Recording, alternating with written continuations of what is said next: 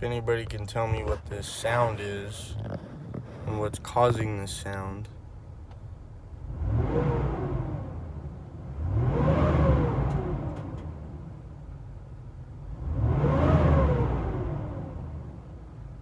I cannot figure it out.